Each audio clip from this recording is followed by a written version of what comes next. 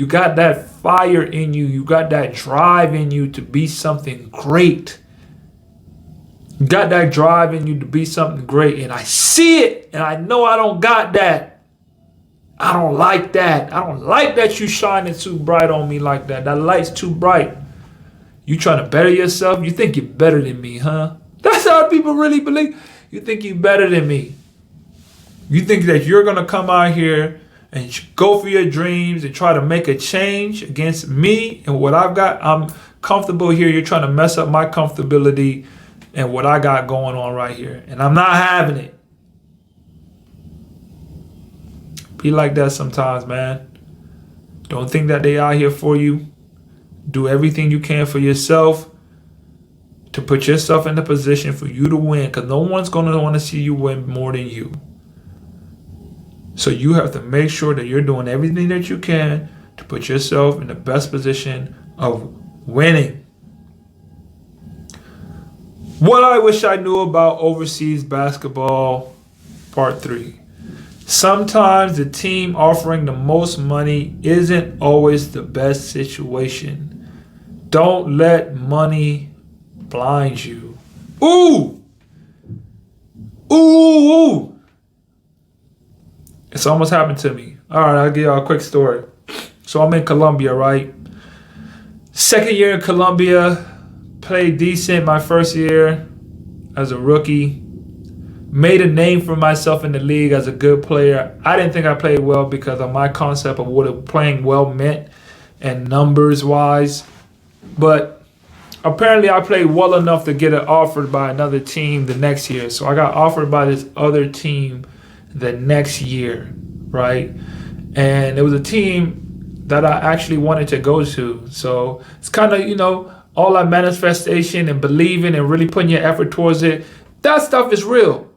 So make sure that you keep your head straight on and say that, hey, I want this and I want to get this. Just stay locked in on that. Because I wanted to go to that team.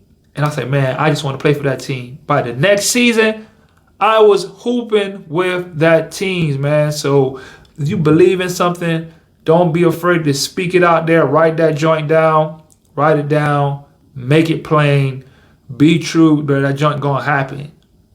If you write that joint down, it's going to happen for you. So I was with the team, right? I was playing with the team. Won them a championship. It was dope. It was dope. I got to the team. I became MVP, finals MVP. We won a championship. They ain't won a championship in like 10 years. It was dope. It was dope. I had a great time with the team. I played so well, the team next year, the team that I beat in the playoffs offered me a job. Now, since I played so well with this group of team and brung them and did all this, and I won all these MVPs, this team offered me before the season was over with, hey, we want you to come. Gave me a good deal. They were the first one that was ready. Hey, before anybody offer you, we're going to offer you now. Bet. About 2 weeks later, another team in the league offered me like $1,000 more money. So I was like, ooh, they finna give me even more than what this other team and what I was just making on this team. It's like double that. It was like 2.5 times more what I was making on this team to go to this team, and they're gonna give me, and the other team offering me about 3 times as much. But I looked at the two teams. I looked at who was coming. I knew the owner. I looked at the personality and I looked at the effort of the team that wanted me to come to their squad. I looked at how they decided, I'm not going to wait for you. I'm going to come and get you right now because you're so good. We're going to come and get you right now.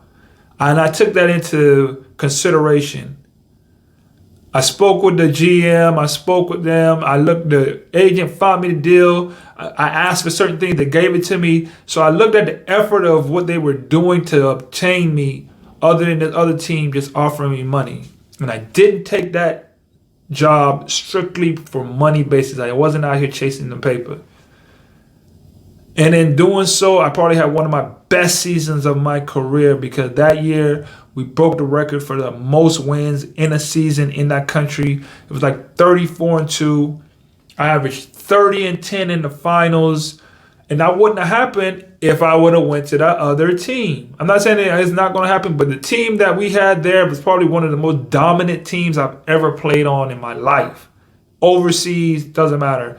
That team was probably one of the most. It was just everything clicked at the right time.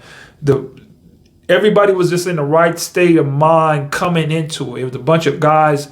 Everybody at the time was probably like 26, 27 into their 30s. So the mindset of I'm just these young guys trying to come out here and get mine, that wasn't there.